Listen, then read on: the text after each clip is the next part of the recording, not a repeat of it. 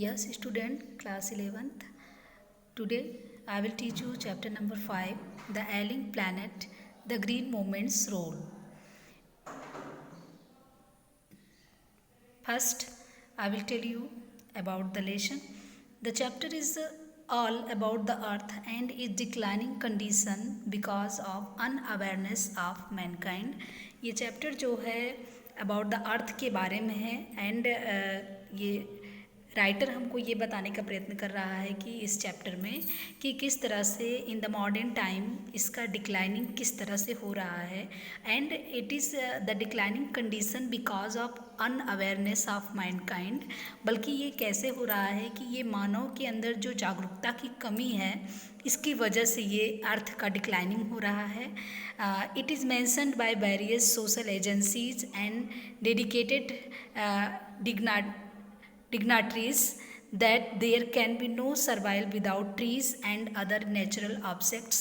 और बहुत सारे ऐसे सोशल एजेंसीज़ हैं जो इसके प्रति जो है डेडिकेटेड हैं, समर्पित हैं, जैसे कि ट्रीज़ हैं एंड अदर नेचुरल जो ऑब्जेक्ट्स हैं, इनके बिना जो है ह्यूमन सर्वाइव नहीं कर सकता। Many revolutions campaigning and awareness programmes has started. Earth के लिए जो है बहुत सारे रिवोल्यूशन स्टार्ट किए गए। Green movements play a big role for such expectation. ऐसे मूवमेंट्स के लिए पृथ्वी के लिए, अर्थ के लिए ग्रीन मूवमेंट्स ने काफ़ी योगदान दिया। Biologist and ecologist warn about people about the diminishing of natural resources.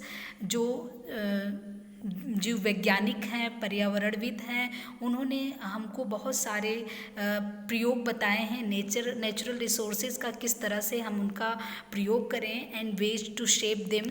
उनको किस तरह से हम उनके प्रति सावधान रहें, किस तरह से हम उनको सुरक्षित करें, इसके बारे में उन्होंने बताया है। It is proclaimed that on this earth man is the most dangerous animal. इसमें ये उद्घोषणा की गई है कि man is the most dangerous animal, the only need of awareness and unity. हमको केवल आवश्यकता है कि हमारे अंदर जो है जागरूकता हो, एकता हो। Chapter 2 the burning and shocking facts open our eyes about the declination of our planet. In this chapter the writer has telling about the and also opens our eyes. मतलब इसमें जो उन्होंने हमारे सामने ये खोल के रख दिया है कि that about the declination of our planet, extreme consumption and over population. जो भी ये कंजप्शन हो रहा है, ढेर सारी मात्रा में उपभोग हो रहे हैं, and over population are the main factors, these are the main factors. यही जो है मेन फैक्टर्स है, इसी के कारण हमारे अर्थ का जो विनाश हो रहा है। For survival the bigger role will be played by the common crowd and by the government. Bigger role played by the common crowd means जो ह्यूमन बींग्स हैं उनको इसमें काफ़ी इम्पॉर्टेंट भूमिका अदा करनी है, और साथ ही साथ जो गवर्नमेंट है उसको भी इसके साथ महत्वपूर्ण भूमिका को निभाना है।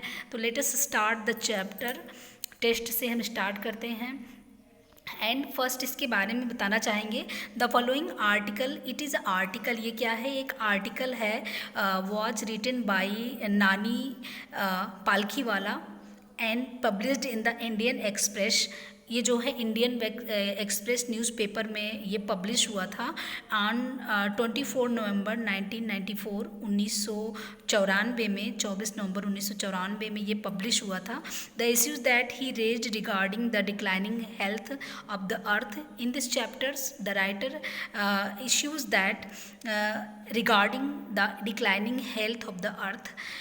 इसमें हेल्थ, अर्थ का हेल्थ किस तरह से डिक्लाइनिंग हो रहा है और किस तरह से ये दिन ब दिन इसका ह्रास हो रहा है, तो इस चैप्टर में हम जानेंगे। तो फर्स्ट टेक्स्ट हम स्टार्ट करते हैं। One can not recall any movement in history. Anybody कह रहे हैं कि कोई भी इस चीज़ को रिकॉल नहीं कर सकता, याद नहीं कर सकता, any movements in the world, इस संसार में कोई भी ऐसा मूवमेंट हो, ऐसा कोई भी आंदोलन हो, हिस्ट्री विच हैज़ ग्रिप्ड, जिसने जो है मजबूती से, ग्रिप्ड मतलब होता है होल्ड मतलब मजबूती से पकड़ बना लेना, gripped the imagination of the entire human race, पूरे मानव जाति की कल्पना पर जिसने अपने पूरा पैठ बना लिया हो, मजबूती से पकड़ लिया हो, show completely and show rapidly, इतनी तेज़ी से, इतनी पूरी तरह से कोई भी ऐसा मूवमेंट नहीं है इतिहास में जिसने मानव के मस्तिष्क पर अपनी छाप छोड़ दी हो एज द ग्रीन मूवमेंट्स, जैसा कि ग्रीन मूवमेंट ने छोड़ा है, हरित क्रांति ने छोड़ा है, which started nearly 25 years ago, जो लगभग 25 ईयर्स एगो पहले स्टार्ट हुई थी। अब 25 ईयर मतलब यहाँ से कहाँ से कह रहे हैं, 1994 के पहले 25 years. In 1972 the world first nation wide green party was founded in New Zealand, और ये पहले कहाँ पर फाउंडेड हुआ था, न्यूजीलैंड में। Since then the movement has not looked back, और इतनी तेज़ी से इसका जो है प्रसार हुआ कि the movement has not looked back, ये कभी भी पीछे नहीं देखा, मीन्स इसका प्रचार होता रहा। We have shifted one hopes irrevocably from the mechanic views to the holistic and ecological views of the world. हम जो हैं हम दिन ब दिन मैकेनिकल युग में प्रवेश कर रहे हैं। We have shifted one hope irrevocably from the mechanistic view of holistic and ecological views of the world. Ecological means होता है पारिस्थितिकी दृष्टिकोण में हमने जो है परिवर्तन किया है, बदलाव हुआ है। It is shift in human perception as revolutionary as that introduced by Copernicus, और पहले in the shift in human perceptions, हमारे विचारों में परिवर्तन हुआ था, as revolutionary as that introduced by Copernicus, जैसे कि कॉपरनिकस ने हमको बताया है, आरंभ में उसने हमारे अंदर क्रांतिकारी बदलाव किया। कब किया, in mankind in the 16th century मतलब 16वीं शताब्दी में उसने हमारे माइंड में ऐसा प्रत्यक्ष ज्ञान हमको दिया, क्रांतिकारी बदलाव आया कि कौन सा, ये हमको क्या बताया, is that introduced by Copernicus who taught mankind is the 16th century that the earth and the other planets. उसने क्या बताया, the earth and the other planet, earth पृथ्वी और उसके जो दूसरे ग्रह हैं, रिवॉल्व्ड अराउंड द सन, वो सूर्य के चारों तरफ चक्कर लगाते हैं। For the first time in human history, पहली बार मानव इतिहास में, there is a growing world wide consciousness that, और ये पहली बार लोगों ने ये जाना कि वर्ल्ड वाइड में कॉन्शियसनेस हुए that the earth itself is a living organism. पहली बार लोगों ने जाना कि पृथ्वी जो है वह स्वयं एक जीवंत है, अर्थात पृथ्वी के अंदर भी जो है लाइफ है। And enormous being of which we are parts and we are the enormous parts of that earth, हम जो हैं इस पृथ्वी के सबसे बड़े हिस्से हैं। It has its own metabolic needs and vital process which needs to be respected and preserved. It has own metabolic, और ये हमारी सबसे बड़ी रिस्पॉन्सिबिलिटी है, ऑन मेटाबॉलिक, ये हमारी सबसे बड़ी रिस्पॉन्सिबिलिटी है कि हम इसकी क्या करें, रक्षा करें। एंड विटल प्रोसेस, हम इसके लिए उन्नति के रास्ते निकालें, which needs to be respected, और हम इसका सम्मान करें, एंड प्रिजर्व्ड, और इसको जो हम सुरक्षित करके रखें। नेक्स्ट देखते हैं, the earth is a whittle science reveal a patient in declining health. हम जान रहे हैं कि अर्थ ए विटल साइंस, अर्थ जो है एक हमारा जो दिन ब दिन, अर्थ का जो दिन ब दिन स्वास्थ्य गिर रहा है, पेशेंट इन डिक्लाइनिंग हेल्थ, वो the earth is whittle science reveal A patience, हम दिन ब दिन इसे हम धैर्य का प्रदर्शन करते हैं, मीन्स गिरते हुए स्वास्थ्य, ये जो पर्यावरण के प्रति पृथ्वी का पर्यावरण से पृथ्वी का दिन ब दिन जो स्वास्थ्य इसका गिर रहा है, we have begun to realise our ethical obligation, हम इसको अपने इथिकल ओब्लाइजेशन अर्थात हम अपने नैतिक दायित्वों के द्वारा हम अपने नैतिक by our moral duties we can realise it, हम अपने नैतिक कर्तव्यों के द्वारा हम इसको रियलाइज कर सकते हैं। टू बी गुड स्टेवार्ड्स, स्टेवार्ड्स मीन्स होता है केयर टेकर अर्थात देखभाल कर सकते हैं। टू बी गुड स्टेवार्ड्स हम इसकी अच्छे से देखभाल कर सकते हैं of the planet and responsible trustees and हम वी आर रिस्पॉन्सिबल, हम रिस्पॉन्सिबल हो सकते हैं। ट्रस्टी, ट्रस्टी मतलब जैसे कोई संस्था हो, हम उसके विश्वसनीय पात्र हों, उसमें के सदस्य हों, तो हम उसके ट्रस्टी बन सकते हैं। Of the legacy of to future generation, और हम अपने आने वाले फ्यूचर में जो भी हमारे आने वाली जनरेशन हैं हम उनको एक धरोहर के रूप में इनको प्रदान कर सकते हैं। The concept of sustainable development was published in 1987। ये जो द कंसेप्ट ऑफ सस्टेनेबल, जो ये कॉन्सेप्ट है पृथ्वी का, जो ये कॉन्सेप्ट है जो स्थायी गति से इसके विकास को लोकप्रिय बनाना है, पब्लिश्ड इन 1987। वो कब पब्लिश हुआ? 1987 में by the world commission on environment and development. World commission पर्यावरण के विकास के द्वारा ये पब्लिश्ड हुआ। पर्यावरण और विकास के विश्व आयोग ने स्थायी गति से चलने वाले विकास के विचार को लोकप्रिय बनाया। द कॉन्सेप्ट ऑफ सस्टेनेबल, इस विचार को, स्थिरता के इस विचार को, डेवलपमेंट वाज पब्लिश्ड इन 1987। यह जो विचार प्रस्तुत हुआ, पब्लिश्ड हुआ कब?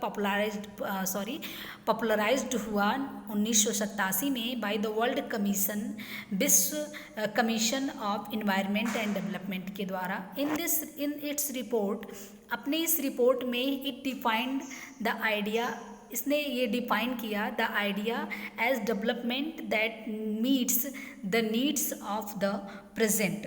इसने क्या व्याख्या की इसने कि ये विकास ऐसा हो जो डेवलपमेंट दैट मीट्स, ऐसी विकास हो the needs of the present, जो हमारे वर्तमान में आवश्यकताओं की पूर्ति कर सके, और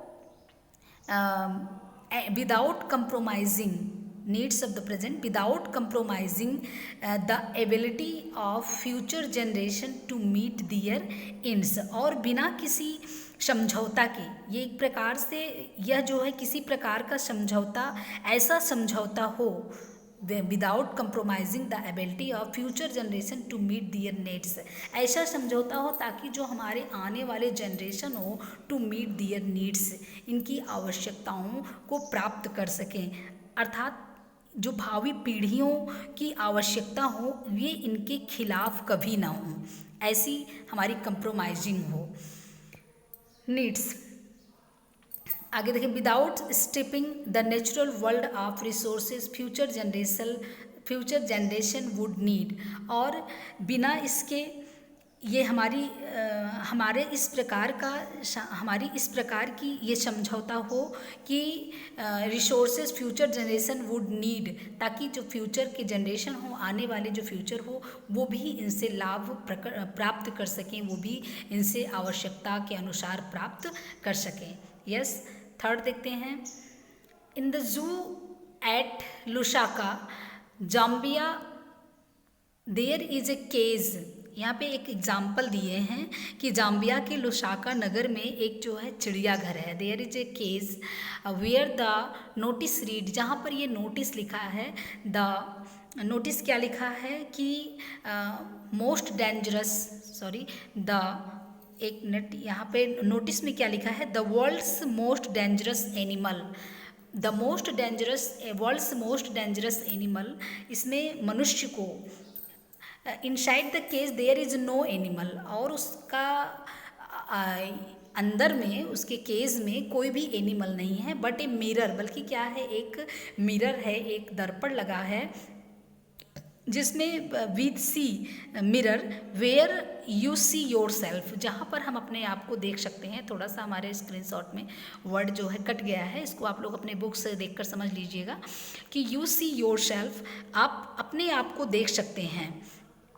कहने का मतलब कि जो वर्ल्ड्स मोस्ट डेंजरस एनिमल, यहाँ पर राइटर हमको ये बताने का प्रयत्न कर रहा है कि उस केज में, उस चिड़ियाघर में कि कोई भी जानवर नहीं है, बट वहाँ पर एक मिरर है, और उस मिरर में अगर हम देखेंगे तो वहाँ पर नोटिस एक ही लिखा है कि world's most dangerous animal, inside the cage there is no animal but when you see yourself. लेकिन हम जब देखेंगे तो हमको केवल हमको अपना ही दृश्य उसमें दिखाई देगा, अपना ही फोटो हम उसमें देख सकते हैं।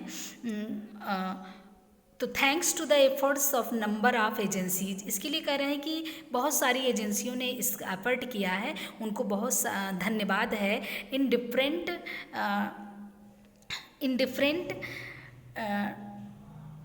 countries, a new awareness has now dawned upon the most dangerous animal in the world। उन्होंने ये संसार के खतरनाक जानवर के मस्तिष्क में एक चेतना आई है, dangerous animal in the world. उन्होंने बताया कि a new awareness has dawn, एक नई चेतना उभर कर सामने आई है upon the most dangerous animal. इस मोस्ट डेंजरस एनिमल अर्थात उस खतरनाक प्राणी मानव के अंदर इस संसार में कम से कम चेतना तो आई कि जिसने अपने अर्थ के प्रति सोचना प्रारंभ किया। He has realise the wisdom of shifting, और उसने ये महसूस किया, उसमें सद्बुद्धि आई, shifting from a system based on domination to one based on partnership. और उसमें ये सद्बुद्धि आई कि हमको सिस्टम को बनाने के लिए बेस्ड ऑन डोमिनेशन, उस पर प्रभुता कायम रखने के लिए सहयोग की आवश्यकता है। हमारे अंदर बेस्ड ऑन पार्टनरशिप, हमारे अंदर सहयोग की प्रणाली अंदर हमारे विकास की। तो इसके लिए उन्होंने थैंक किया है कि मानव के अंदर ऐसी सद्बुद्धि का विकास हुआ कि वो इस अर्थ के सहयोग में उसने उन्मुख होने की उसके अंदर चेतना आई। यस, फोर्थ देखते हैं। Fourth, scientist have catalogued about 1.4 million living species with which mankind share the earth। Scientist ने कैटलॉग किया है अबाउट 1.4 मिलियन, मतलब 1.4 मिलियन ऐसे लिविंग स्पाइसीज हैं, ऐसे लिविंग प्रजातियां हैं, with which Mankind share the earth, जिनके साथ हम लोग अर्थ को शेयर करते हैं। मतलब इस संसार में करीब 1.4 ऐसे मिलियन प्रजातियां हैं, साइंटिस्ट ने ऐसे कैटेगरी किया है कि उनके साथ हम अर्थ को शेयर करते हैं। Estimates very widely as regard the still catalogued living species. हम अन्य जीवित प्रजातियों का जो अनुमान है वो बहुत बड़ा है। एस्टिमेट वेरी वाइडली, उनका बहुत एस्टिमेट जो है बहुत बड़ा है। As regard the still catalogued living species, उनकी जो जैविक प्रजातियां हैं, इट वाज नॉट, अभी वो अनकैटलॉग्ड हैं, अर्थात उनको भी सूचीबद्ध नहीं किया गया है। And biologist recon that about 3 to 100 million other living species still languish unnamed in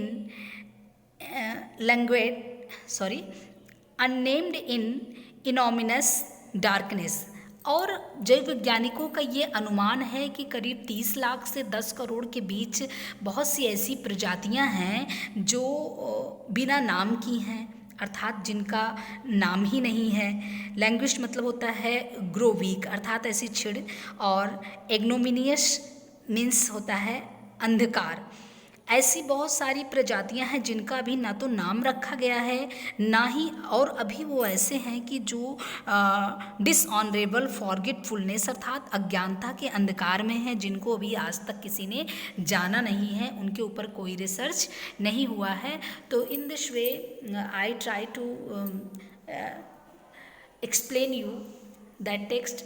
मैंने इसको एक्सप्लेन करने की कोशिश की है, और वंस इसको आप लोग एक बार रिपीट कर लीजिएगा और आई होप आपको समझ में आ जाएगा। इसके बाद अगर आपको नहीं समझ में आता है तो आप हमको फिर से इसको वीडियो को फिर से आप घुमा के देखेंगे तो दो तीन बार तो इसको आपको पढ़ना ही पड़ेगा, तभी आपको ये समझ में आएगा।